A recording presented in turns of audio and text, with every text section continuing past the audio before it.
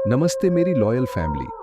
आपकी creepy lady आज आपके लिए एक डरावना रियल लाइफ इंसिडेंट लेकर आई है, जिसके लेखक है अनिरुद्ध सिंह। लेखक चाहते हैं कि आप इस किस्से को उनके पर्सपेक्टिव से ही सुने। जो सुधाकर के जीवन में घटित हुआ एक अविश्वसनीय अनुभव है।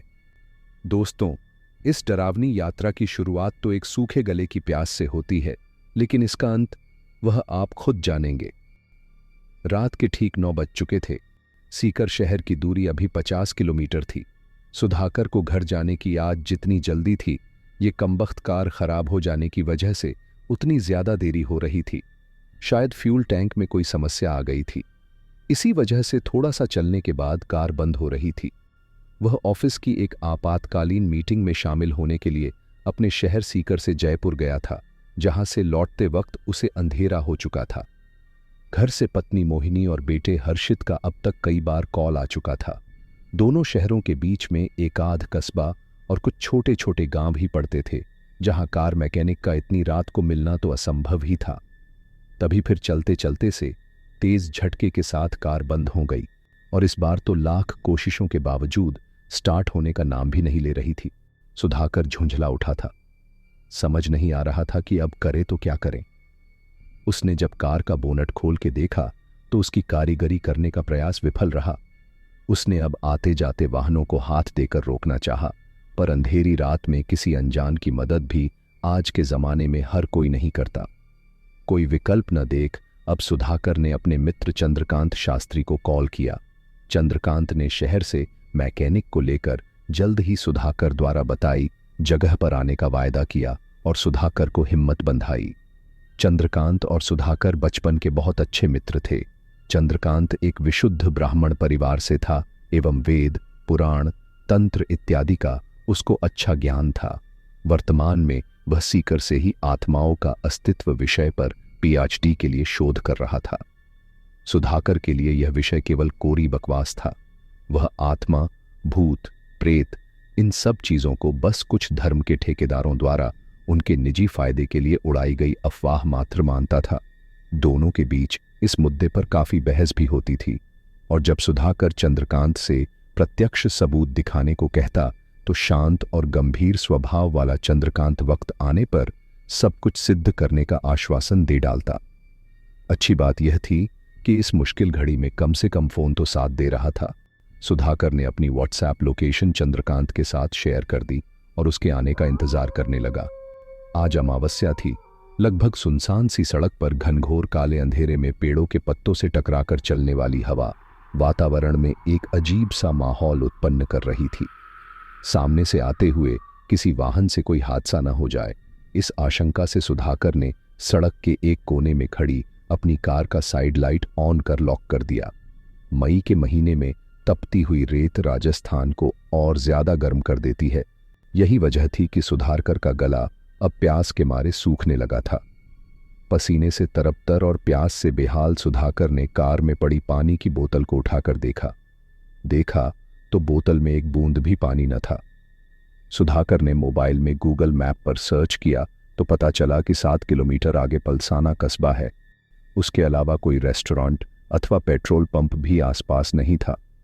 व्हाट्सएप की लोकेशन शेयरिंग पर जाके देखा तो पता चला कि चंद्रकांत को आने में अभी लगभग 1 घंटा लगने वाला है। पानी की तलाश में सुधाकर बेचैन सा सड़क के आसपास टहलने लगा। जयपुर से सीकर के बीच नेशनल हाईवे 52 के आसपास काफी बड़ी संख्या में वीरान हो चुकी पुरानी हवेलियां, किले एवं अन्य पुरानी इमारतों के खंडहर मौजूद है। सर्दियों के दिनों में तो यहाँ काफी पर्यटक आते रहते हैं, पर राजस्थान की चिलचिलाती गर्मी को झेलने के साहस हर कोई नहीं कर पाता, तो गर्मी के इस मौसम में पर्यटकों का आना जाना बंद ही रहता है। ऐसे ही एक पुरानी हवेली की ओर जाने का इशारा करते हुए एक दिशा सूचक बोर्ड सड़क के उस पार सुधाकर को दिखाई दिया, जिस पर लिखा था माधव सिंह की हवेली और बावड़ी दूरी 500 मीटर। सुधाकर ने इस उम्मीद के साथ उस ओर बढ़ना प्रारंभ किया कि कम से कम पीने का पानी तो उपलब्ध हो ही जाएगा। तभी दूर से आते किसी 4 पहिया वाहन की तेज हेडलाइट में सड़क के बीचों बीच किसी जानवर की सुर्ख लाल रंग की 2 चमकती हुई आंखें देखकर सुधाकर ठिठक गया। यह एक काफी बड़ी बिल्ली थी। तेज रोशनी में भी एकदम काली दिख रही थी, बिल्कुल कोयले की तरह। वाहन के पास आते ही बिल्ली ने सरसरी नजरों से सुधाकर की ओर घूर कर देखा। उसकी आंखें दहकते हुए अंगारे की तरह प्रतीत हो रही थीं। अपने पंजों को सड़क पर रगड़ने के बाद नुकीले दांतों को बाहर निकालकर भींचते हुए तेज गुर्राहट के साथ छलांग लगाकर सड़क से उस पार कहीं ओझिल हो गई। अमावस्या की काली रात में काली बिल्ली का इस प्रकार सामने आना कम से कम शुभ संकेत तो न था, पर कुदरत के इस इशारे को नजरअंदाज करते हुए सुधाकर ने उस हवेली की ओर जाने वाले संकरे रास्ते पर बढ़ना प्रारंभ कर दिया था। थोड़ी दूर चलने के बाद उसी रास्ते में दिखाई दे रहे प्रज्वलित होते प्रकाश से अंदाजा लगाया जा सकता था कि मंजिल अब पास ही है। सुधाकर को रास्ते के दाईं तरफ लगे हुए पुराने पीपल के पेड़ के नीचे कुछ दिखाई दिया। उसे लगा कि शायद कोई बड़ा सा जानवर है। उसने कदमों का रुख उस ओर मोड़ा तो पता चला कि कोई इंसान अर्धनग्न अवस्था में ही पेट के बल औंधा लेटा है। उसके लंबे मोटे चिकटे बालों व वेशभूषा से उसे प्रतीत हुआ कि कोई साधु है। शायद इस व्यक्ति को यहाँ की कुछ जानकारी हो। यह सोचकर सुधाकर ने उसे सोया हुआ समझकर जगाने के प्रयास में अपना हाथ आगे बढ़ाया ही था कि अचानक से वह उछलकर सुधाकर के ठीक सामने खड़ा हो गया। लंबे बालों से उसके चेहरे का अधिकांश भाग ढका हुआ था। इस अप्रत्याशित प्रतिक्रिया से कभी न डरने वाला सुधाकर भी एकदम से घबरा गया था। अभी वह कुछ समझ पाता कि उस साधु जैसे बुजुर्ग व्यक्ति ने जोर जोर से हंसना शुरू कर दिया। ठहाके लगाती हुई राक्षसी हंसी देखकर सुधाकर के रोंगटे खड़े हो गए। फिर अचानक से वह चुप हो गया। सुधाकर ने खुद को संभालते हुए तसल्ली दी कि शायद कोई पागल है। उसने हिम्मत बांधकर पूछा, बाबा आप कौन हैं? पानी मिलेगा यहाँ हवेली के आसपास? यह सुनते ही थोड़ी देर तो उस साधु ने ऊपर से नीचे तक सुधाकर को एकटक देखा, फिर अचानक से रोना शुरू कर दिया और उल्टे पांव वहां मौजूद खंडहरों की ओर भागने लगा। जाते जाते समय उसके तीव्र रुदन के बीच उसकी चीत्कार युक्त आवाज इस सुनसान माहौल में चारों ओर गूंज रही थी, कोई नहीं बचेगा। सुधाकर अब पूरी तरह यकीन कर चुका था कि यह कोई पागल व्यक्ति ही है। चलते चलते वह जगह भी आ गई। वहां सामने बड़े से बोर्ड पर लिखा था, माधव सिंह की हवेली और बावड़ी। साथ में स्पष्ट रूप से एक चेतावनी भी अंकित थी, रात्रि के समय प्रवेश पूर्णतः वर्जित है। यह पढ़कर मन ही मन मुस्कुराता हुआ सुधाकर बुदबुदाया, अभी तक तो ऐसी अफवाह सिर्फ भानगढ़ के बारे में ही सुनी थी, यहां भी बेवकूफ बनाया जाता है, ये आज पता चला। एक काफी पुरानी एवं बड़ी हवेली की आंशिक रूप से खंडहर में तब्दील हो चुकी इमारत प्रवेश द्वार के पास खंभों पर लगी सोलर लाइट के प्रकाश में साफ दिख रही थी, पर प्रवेश द्वार के पास बने क्वार्टर गार्ड में लगा ताला बता रहा था कि इस समय कोई भी कर्मचारी यहां मौजूद नहीं है। क्वार्टर गार्ड के पास ही एक वाटर कूलर दिखा, पर पास जाने पर पता चला कि यह काफी समय से बंद पड़ा है। इतनी बड़ी हवेली में पानी की कुछ न कुछ व्यवस्था तो होगी, इसी उम्मीद के साथ सुधाकर आगे बढ़ा। एक लकड़ी का बना हुआ विशालकाय पुराना दरवाजा इस हवेली में अंदर प्रविष्ट होने का एकमात्र रास्ता था। बड़ी जिज्ञासा के साथ दरवाजे को जैसे ही उसने स्पर्श किया, चर्रर की तेज आवाज के साथ वह खुल गया। कभी कभार अधिक साहस दिखाना भी हमें मुसीबत में डाल देता है। अंदर जाते वक्त सुधाकर ने यह सोचना भी मुनासिब न समझा कि लकड़ी और लोहे के समन्वय से तैयार सैकड़ों वर्ष पुराना भारी भरकम दरवाजा उसके जोर लगाए बिना ही स्पर्श मात्र से कैसे खुल गया। ऐसा प्रतीत हो रहा था कि कोई नकारात्मक शक्ति सुधाकर की बुद्धि विवेक सब पर अपना एकाधिकार करके उससे लगातार दुस्साहस करवाते हुए अपनी ओर आने को प्रेरित कर रही थी। अंदर काफी बड़ा एक मैदान था, जिसके बाईं तरफ हवेली के जीर्ण हो चुके अवशेष थे एवं दाईं तरफ एक और रास्ता था, जिसके करीब लगे हुए संकेतक बोर्ड पर दिशा सूचक चिन्ह के साथ माधव सिंह की बावड़ी लिखा हुआ था। बावड़ी का इस्तेमाल राजपूत काल में जल के भंडारण के लिए किया जाता था। इसमें कुएं की अपेक्षा अधिक मात्रा में पानी का संग्रहण किया जा सकता था। इसके चारों ओर नीचे तक जाने के लिए सीढ़ियां भी बनी होती है, जिससे जलस्तर कम होने के बाद भी पानी निकाला जा सकता है। पुराने महल अथवा हवेलियों में जल आपूर्ति का मुख्य स्रोत यह बावड़ी ही हुआ करती थी। इन बावड़ियों का उपयोग युद्ध अथवा अन्य आपातकाल में भी किया जाता रहे, इसको ध्यान में रखकर महल के किसी गुप्त स्थान को जोड़ती हुई एक सुरंग भी बनाई जाती थी, जो इन बावड़ियों में खुलती थी। पेड़ों के पत्तों के सूखे ढेर पर चलते हुए सुधाकर के पैर अचानक से रुक गए। पीछे किसी के चलने की आवाज का एहसास हो रहा था, जैसे कोई भारी भरकम इंसान या जानवर बिल्कुल पीछे चला आ रहा हो। सुधाकर तेजी से पलटा तो सामने तो कुछ नहीं दिखा, पर एक चमगादड़ उसके बिल्कुल करीब से उड़ता हुआ गुजर गया। वैसे सुधाकर की हिम्मत को दाद देनी पड़ेगी। इस डरावने माहौल में एक सुनसान व निर्जन हवेली में अमावस्या की काली रात में अकेले जाना ही अपने आप में बड़ी बात थी, और फिर वह तो एक निश्चिंत पर्यटक की तरह सिर्फ पानी की तलाश के बहाने हवेली के संपूर्ण प्रांगण में अपनी उपस्थिति दर्ज करवाता चला जा रहा था। बाहर लगे सोलर बल्ब की बहुत हल्की सी रोशनी हवेली के इस भाग में पड़ रही थी। सुधाकर को थोड़ी दूर चलने के बाद एक बहुत बड़ी पुरानी बावड़ी दिखाई दी। बावड़ी में यदि पानी होगा तो वह अपनी प्यास बुझा सकता है। यह सोचकर सुधाकर को इतनी दूर इस वीरान जगह पर आने का अपना उद्देश्य पूर्ण होता दिखाई दिया। बावड़ी की दीवार पर बाहर की ओर एक शिलालेख लगा हुआ था। उसको पढ़ने के लिए सुधाकर को अपने फोन की फ्लैश लाइट के अतिरिक्त प्रकाश की आवश्यकता पड़ी। इस बावड़ी का निर्माण 11वीं ईस्वी में राजपूत काल के दौरान पलसाना रियासत के जागीरदार हनुमंत सिंह जी ने हवेली के निर्माण के साथ ही करवाया था। बावड़ी से एक गुप्त रास्ता हवेली में निकलता था, जो कि अब शासन द्वारा प्रतिबंधित कर दिया गया है। मुगल काल में इस हवेली पर कई बार आक्रमण हुए, पर हर बार वीर राजपूतों की मुट्ठी भर सेना ने मुगलों को धूल चटाई। वर्ष 1500 में पलसाना राज्य का एक गद्दार मंत्री ने मुगलों से मिलकर इस हवेली एवं बावड़ी के गुप्त रास्ता समेत सारे भेद उनको बता दिए। फिर एक दिन रात्रि के समय मुगलों ने आक्रमण किया।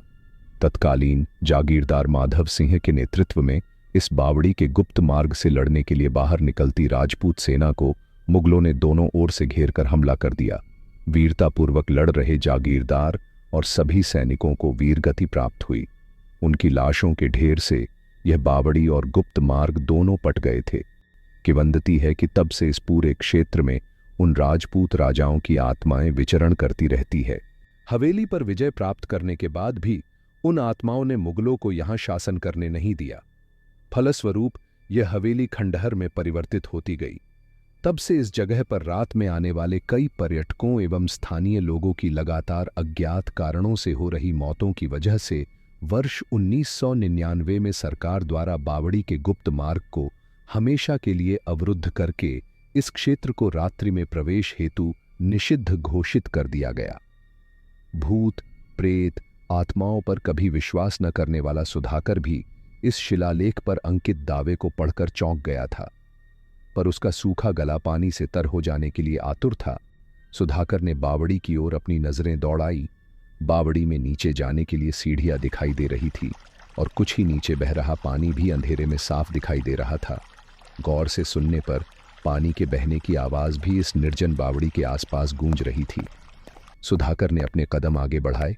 उसके हाथ में पानी की खाली बोतल थी, पर कुछ तो अजीब था वहां पर। ऊपर से दिखने पर पानी और सुधाकर के मध्य बस कुछ सीढ़ियों की ही दूरी दिखाई पड़ रही थी, पर पानी मिलने की खुशी में सुधाकर ने महसूस ही नहीं किया कि वह कितने नीचे आ चुका है। काफी चलने के बाद सुधाकर पानी के बिल्कुल समीप था। मोबाइल का फ्लैश ऑन कर घुटनों के बल बैठा सुधाकर बोतल को पानी में डुबोने का प्रयास करने ही वाला था कि अचानक से उसकी नजर फ्लैश से पानी में पड़ रही रोशनी पर पड़ी। पानी में सुधाकर का प्रतिबिंब साफ दिखाई दे रहा था, पर डरने वाली बात यह थी कि उसके साथ ठीक पीछे एक इंसान का प्रतिबिंब और भी दिख रहा था। सुधाकर ने घबरा के पीछे देखा तो कोई भी नहीं था, पर एक और बड़ा आश्चर्य मिश्रित डर उसका इंतजार कर रहा था। सुधाकर इतने नीचे आ चुका था कि ऊपर सीढ़ियों के अलावा उसे कुछ भी दिख नहीं रहा था। जब वो वापस पानी की ओर पलटा तो फिर एकदम से ठहाकों के साथ हंसने की जोरदार आवाज से बावड़ी की सारी दीवारें गूंज उठी। डरते हुए नीचे देखा तो उसके पैरों के ठीक बगल में ही कोई निर्वस्त्र काला भयानक सा इंसान बैठा हुआ दिखा, जो अपनी गर्दन को घुमाकर सुधाकर को घूरने लगा। यह घटना किसी भी बहादुर इंसान को भयभीत करके उसके होश उड़ाकर रोंगटे खड़े करा देने के लिए पर्याप्त थी। चारों ओर के खौफनाक मंजर को आसपास से आती हुई घुंघरू और चूड़ियों की जोरदार आवाज ने अब और भी डरावना बना दिया था। अब जैसे सुधाकर नींद से जाग गया हो, वह चिल्लाते हुए दौड़कर सीढ़ियां चढ़ते हुए ऊपर की ओर भागा। अनिष्ट की आशंका और कुदरत के लगातार हो रहे इशारे अब जाकर सुधाकर की समझ में आए, पर अब देर हो चुकी थी। चारों ओर के खौफनाक मंजर को आसपास से आती हुई तेज घुंघरू और चूड़ियों की आवाज ने अब उसे और भी डरा दिया था। अभी वह 2-3 सीढ़ियां ही चढ़ पाया था कि किसी मजबूत चीज से जा टकराया। डर से फक सफेद पड़ चुके चेहरे के साथ सुधाकर ने सामने देखा तो पाया कि उसकी आंखों के ठीक सामने खड़ा 6.5 फुट का एक शख्स। उसका सफेद भयानक चेहरा, आंखों से नीचे लटकती हुई रक्त रंजित पुतलियां, नुकीले दांत और हंसने की तेज आवाज के साथ सुधाकर पर टूट पड़ने के लिए उत्सुक दिख रहा था। सुधाकर की हिम्मत जवाब दे चुकी थी। डर की वजह से उसका शरीर जोर से कांपा, कदम लड़खड़ाए और वह सीढ़ियों पर ही जा गिरा। सीढ़ियों पर जिंदा लाश की तरह पड़े सुधाकर को अपनी आंखों पर भरोसा ही नहीं हो रहा था कि जिन बातों पर वह कभी विश्वास ही नहीं करता था वह सब कुछ उसके साथ प्रत्यक्ष हो रहा है। सुधाकर के शरीर में अब इतनी हिम्मत भी न बची थी कि वह खड़ा हो सके। खुद को बचाने के लिए डर से चिल्लाना चाहता था, पर उसकी आवाज गले से निकलने से पहले ही कहीं गुम हो गई। जोर जोर से हो रहे अट्ठाहस, चीत्कार, चूड़ियों और घुंघरू की आवाज के साथ साथ कई महिलाओं के सामूहिक सुबक सुबक कर रोने की आवाजों से सुधाकर के कान फटे जा रहे थे। एक साथ सैकड़ों लोगों की उपस्थिति उसे अपने चारों ओर महसूस हो रही थी। इस खौफनाक परिस्थिति में किसी भी इंसान को कुछ ही सेकंड में हृदयघात होना तय था। अब एक दर्दनाक मौत की उम्मीद के साथ सुधाकर जीने की आस भी पूरी तरह छोड़ चुका था। सुधाकर की आंखें उसको लंबी बेहोशी में डुबोने के लिए शायद अंतिम बार बंद हो ही रही थी। तभी जोरदार धमाके की आवाज के साथ तेज रोशनी उसको अपने चारों ओर दिखी। घुंघरू, चूड़ियों की आवाज एकदम से गायब हो चुकी थी। कुछ लोग रोशनी के साथ उसकी ओर बढ़ रहे थे और फिर सुधाकर, तुम ठीक हो? की चिरपरिचित आवाज सुनाई दी, पर इससे ज्यादा देर तक अपने होश को सुधाकर संभाल न सका और बेहोश हो गया। यह चंद्रकांत था, जो अपने गुरु बाबा विश्वनाथ जी के साथ व्हाट्सएप लोकेशन शेयरिंग के द्वारा सुधाकर को ढूंढता हुआ यहां पहुंचा था। चंद्रकांत इस क्षेत्र के चप्पे चप्पे से वाकिफ था।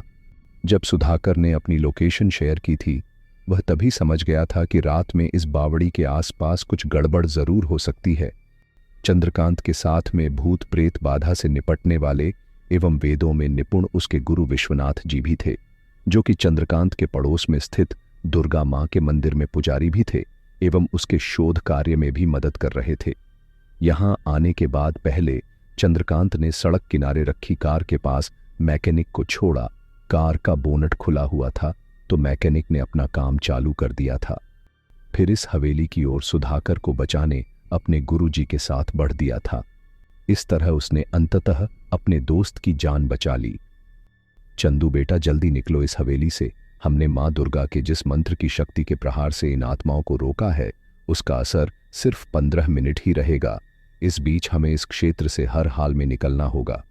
यह राजपूत सैनिकों की आत्माएं बहुत शक्तिशाली है। आज तक कोई भी तांत्रिक इनको मोक्ष नहीं दिला पाया है। यहां रात में आने वाले प्रत्येक शख्स को यह अपना दुश्मन समझकर उन्हें अपनी रियासत से दूर रखती है।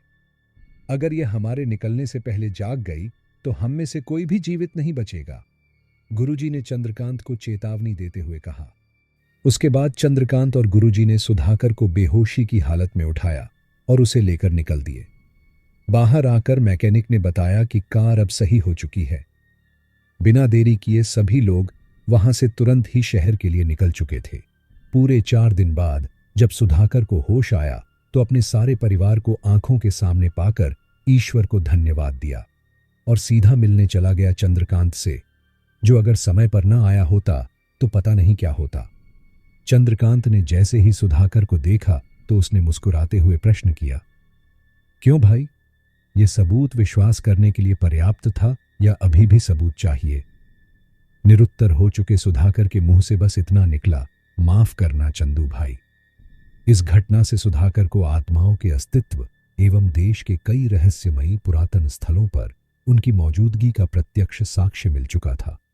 एक बहुत ही कड़वे एवं खौफनाक अनुभव के साथ, जिसकी याद उसको निश्चित ही जीवन भर रहेगी। दोस्तों, अगर आपको ये कहानी पसंद आई हो तो हमारे चैनल को सब्सक्राइब जरूर करें और रोज सुनिए दिल दहला देने वाली हॉरर स्टोरीज।